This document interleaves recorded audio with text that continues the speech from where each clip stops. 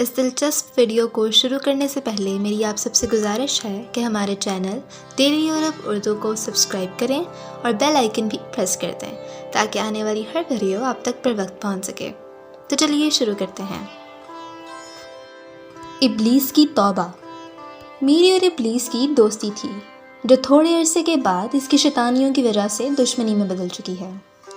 پہلے میں اسے عزت سے ابلیس کہتا تھا مگر اب شیطان کہتا ہوں۔ وہ دوستی سے قبل مجھے نہیں جانتا تھا، مجھے اس سے بچاؤ کے سب گر معلوم تھے، لیکن اس سے مجھ سے خود کو بچانے کی کوئی تدبیر معلوم نہ تھی۔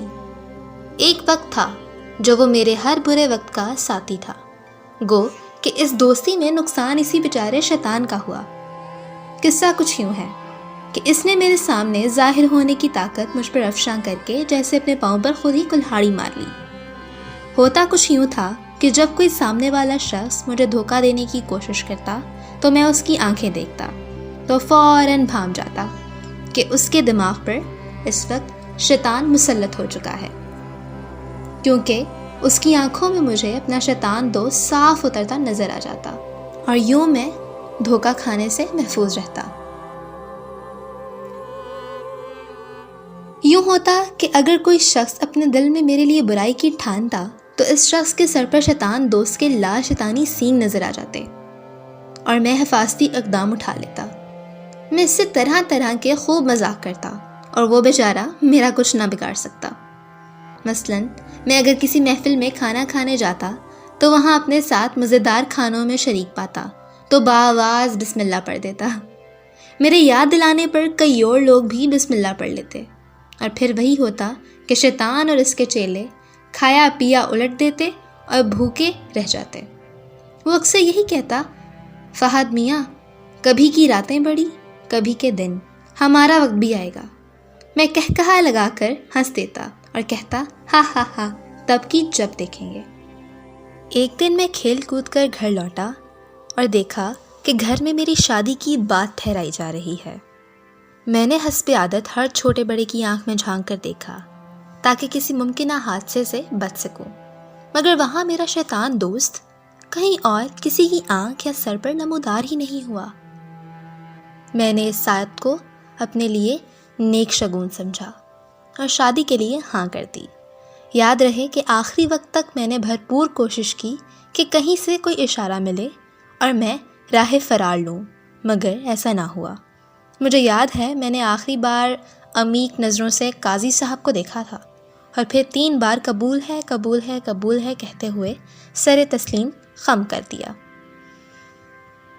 سہاگ رات کو کمرے میں پہنچا تو بیوی کا گھونگھٹ اٹھاتے ہی سہم گیا، کیونکہ میرے سامنے میرا دوست ایک بڑا سا تھیلا لے کر کھڑا تھا۔ اس نے تقریباً کہا لگاتے ہوئے کہا، فہد بیٹا لو آج سارے بدلے پورے ہوئے۔ میں نے کہا حیرت سے، وہ کیسے؟ اس نے کہا، میں تمہاری شادی کے سلسلے میں ہونے والی کارروائیوں کے دوران جان بوجھ کر تمہارے سامنے نہیں آیا، اور ہمارے نکاح کے موقع پر تو میں نے اپنے تمام چیلوں کو ایک دن کی رخصت پر بھیج دیا تھا تاکہ تمہیں اچھا سبق سکھا سکوں۔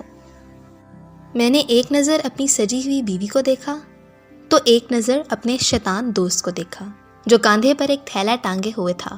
میں نے کہا، یہ اتنا بڑا تھیلا اس میں کیا ہے جو تم میرے کمرے سے اٹھا لے جا رہے ہو؟ اس نے کہا لگاتے ہوئے کہا، اس میں تمہارا چین و سکون، آزادی، ہمت و بہادری اور شرارتیں بند کر کے اپنے ساتھ لے جا رہا ہوں۔ تم شادی کا لڈو کھاتے ہی ان نعمتوں سے کنارہ کر چکے ہو۔ اب تم عمر بھر جبلتوں کے بغیر ہی رہو گے۔ اب تم زندگی بھر ان چیزوں کے لیے ترسو گے۔ اس نے آنکھوں سے اپنے آنسو جو شاید خوشی کے تھے صاف کرتے ہوئے کہا، اچھا دوست ہو سکے تو مجھے معاف کر دینا، اور ہاں میں نے اپنا ظاہر کرنے والا پاسورڈ بھی بدل دیا ہے، اب مجھے ڈھونڈنے کی کوشش نہ کرنا۔ یہ کہتے ہی وہ یکلخت نظروں سے غائب ہو گیا۔ دن اسی طرح گزرتے رہے۔ پھر وہ وقت بھی آیا جب محلاتی سازشوں اور گھریلو جھگڑوں کی وجہ سے مجھے اپنے آبائی گھر کو چھوڑنا پڑا اور بیوی کو الگ گھر لے کر دینا پڑا۔ میں جانتا ہوں اس تمام فساد کے پیچھے میرے اسی شیطان دوست کا ہاتھ تھا، مگر میں سوائے صبر کے کیا کر سکتا تھا؟ حالات یکسر بدل گئے تھے۔ ماں کے مزیدار کھانوں کی جگہ بیگم کے جلے ہوئے اور بدمزہ کھانوں نے لے لی تھی۔ जो एक मुद्दत तक मैं झूठी तारीफ़ों के साथ हलक से उतारता रहा। यूं ही एक दिन बेगम के जले बदमज़ा खाना खाते हुए मेरे जहन में एक तूफ़ानी आइडिया आया और मैंने अगले ही दिन बेगम से इस खाने की फरमाइश कर डाली जो मेरे मुताबिक वो सबसे ज़्यादा बदमज़ा बनाती थी। खाना तैयार होकर दस्तरखान पर आया तो मैंने तयशुदा प्लान के मुताबिक बग़ैर बिस्मिल्लाह पढ़े खाना शुरू कर दिया, जिसका मकसद अपने शैतान दोस्त को उस खाने में शिरकत की दावत देना। मुझे कुछ ही देर बाद किसी के सिसकने की आवाज़ें सुनाई दीं। फिर कोई मुझे फरिश्तों की तरह कान में नसीहत देने लगा, आज तुम खाने की दुआ भूल गए हो। मैंने नसीहत पर कोई तवज्जो ना की। दूसरी आवाज़ आई, खाने से पहले दुआ ना पढ़ो तो शैतान खाने में शिरकत कर लेता है।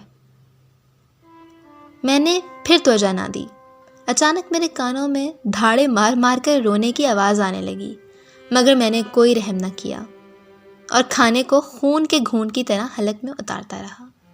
फिर एकदम अचानक से मेरे सामने शैतान दोस्त की सूरत नमूदार हो गई।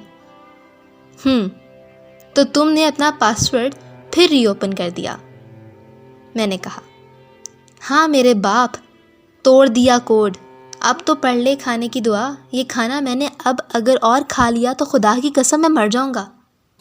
इसने रोते रोते अजब बद्दुआ दी। ए अल्लाह, तू दोज़ख में इन औरतों को सज़ा के तौर पर इनके हाथ का खाना ज़रूर खिलाना। साथ ही मशवरा भी दे डाला कि मैं अपनी बेगम के हाथों पर किसी कामिल वली से दम करवाऊं, वरना मौजूदा हालात में आफाका मुमकिन नज़र नहीं आ रहा। अब जब भी मेरे घर में जला या बदमज़ा खाना बनता है तो मैं अपने दोस्त को खाने पर ज़रूर बुलाता हूँ। वो मेरे सामने गिड़गिड़ाता है, मगर मैं इसलिए रहम नहीं खाता क्योंकि उसकी वजह से शादी के बाद मेरा सुकून, आज़ादी, हिम्मत व बहादुरी और शरारतें सब कुछ छीन चुका था। उसने मुझसे सुलह के लिए कई साथी शैतान भेजे, मगर मैंने इसे माफ़ नहीं किया। आपका क्या ख्याल है, वो माफ़ी के काबिल है? अगर आपको ये दिलचस्प वीडियो अच्छी लगी तो हमारी वीडियो को लाइक करें और इस चैनल डेली यूरोप उर्दू को सब्सक्राइब करें ताकि आने वाली हर वीडियो आप तक पर वक्त पहुंच सके। शुक्रिया।